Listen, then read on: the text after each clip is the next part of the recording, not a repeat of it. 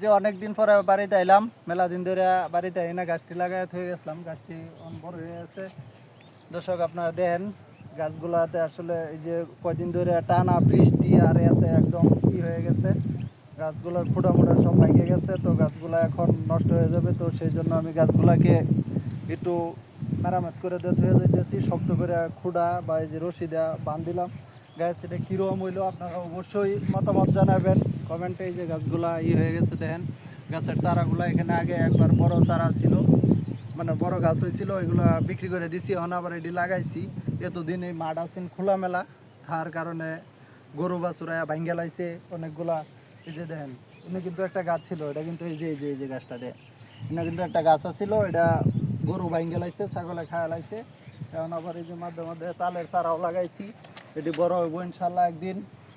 আর এই যে এগুলো আগে এখানে মেহগনি গাছ ছিল, এখন এই গাছটি লাগাইছি। এই যে দেন মানুষ কীরকম আগডা ভাঙ্গেছে গাছের, দেখছেন গাছের আগডা ভাঙ্গেছে। তো গাছ এই হইলো আমার গ্রামের পরিবেশ বাড়ির। এই যে গাছগুলাতে খুঁড়া দিলে হয় কি ভেঙে যায়, মানে খুঁড়া কয়দিন পরে গুড়িতে ভেঙে যায়, এখানে থাকে। এজন্য এখন সুতাতে এই যে বান্ধে দিছি। আজকে সকালতে এটি কাজ আমার, এটি করলাম। তো গ্যাস কীরকম হয়েছে অবশ্যই আপনারা বুদ্ধিটা যা মানে আপনাদের বুদ্ধির মধ্যে মতামতটা কীরকম হয়েছে এটা জানাবেন। এই গাছটার মধ্যে খুঁটা আবার এই একটু দড়ি নিয়া, এটা দড়ি দিয়ে বানতে হইব, তো এটা আলাদা করে বানতে দেওয়া লাগবো, না বানলে ইয়ে হতো না। তো গ্যাস এই গাছগুলো আপনারা মনে হয় আরও একদিন দিয়ে আইছিলাম। তো এই পর্যন্তই আজকে, সবাই দোয়া করবেন। Thank you.